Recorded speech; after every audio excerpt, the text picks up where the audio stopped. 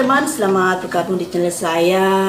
Buat kalian yang baru bergabung, jangan lupa untuk selalu di subscribe, diklik tanda lonceng, di like, di komentari, serta diberi masukan saya untuk memprediksi siapa ke depannya.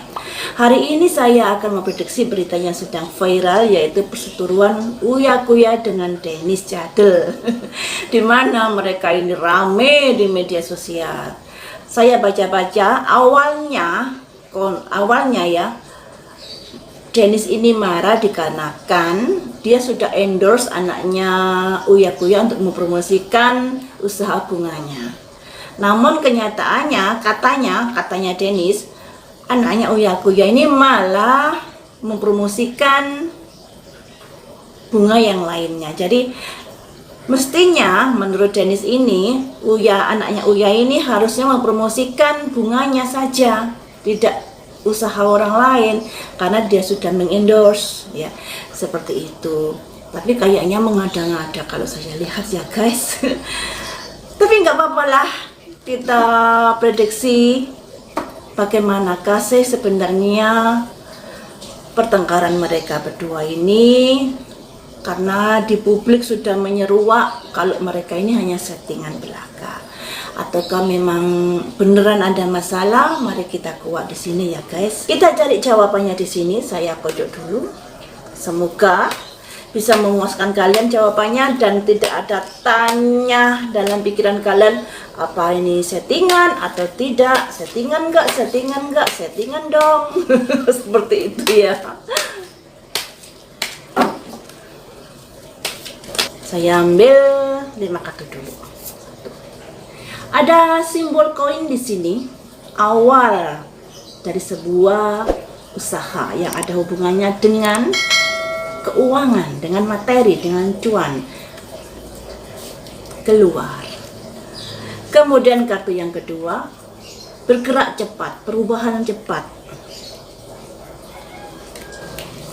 Kartu yang ketika keluar dari permasalahan. Kartu yang nomor 4, kesuburan, cuan. Sudah kelihatan di sini guys. Kemudian ketenaran.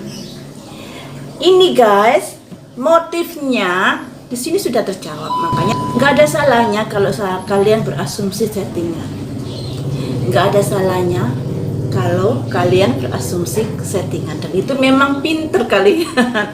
Karena di sini sebenarnya mereka berdua tidak ada masalah sama sekali.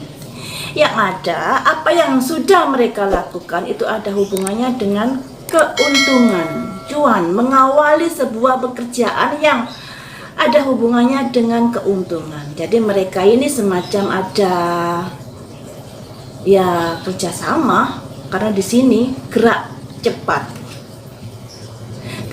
dalam usaha untuk mencapai ini popularitas. Kemudian ini ada kartu keluar dari penderitaan, yang artinya mereka ini berpikir kalau karirnya untuk saat ini mungkin kurang bersinar.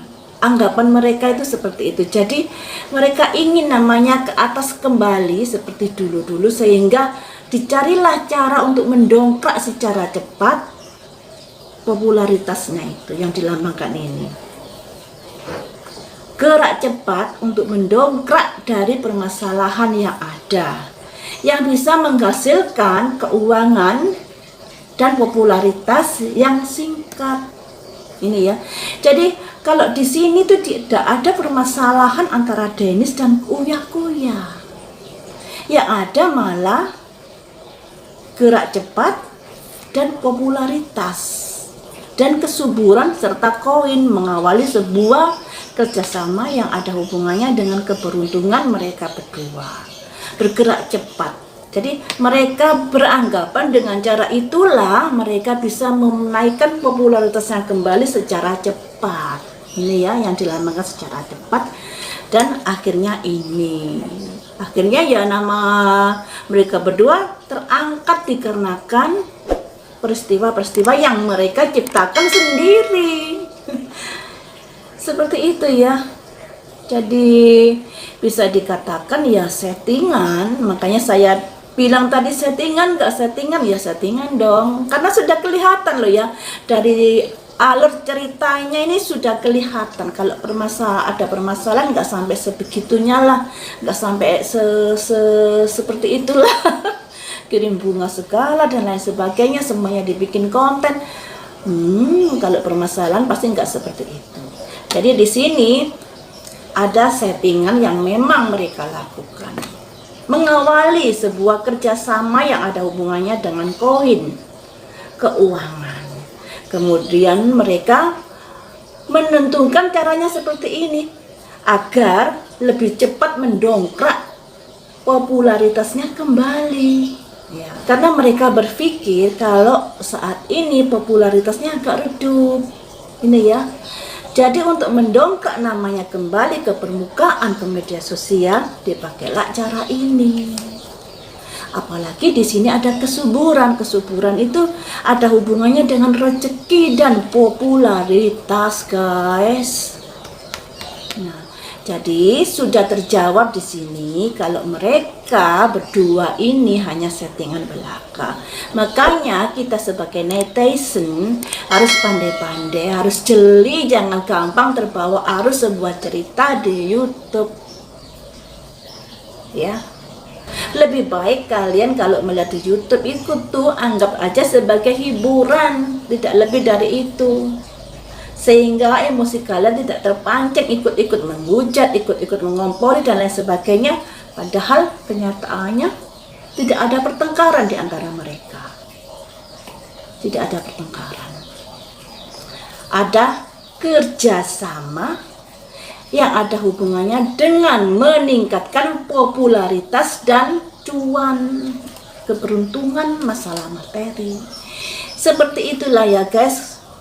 Sebenarnya mereka ini namanya juga sudah populer ya, tapi mereka merasa kalau kondisi saat ini kok meredup, anggapan mereka seperti itu. Makanya mereka mencari cara gimana mendongkrak namanya dengan settingan ini.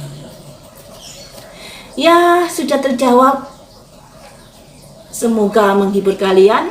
Dan nantikan tayangan video saya selanjutnya untuk memprediksi artis-artis yang lainnya. Sampai bertemu lagi di konten selanjutnya.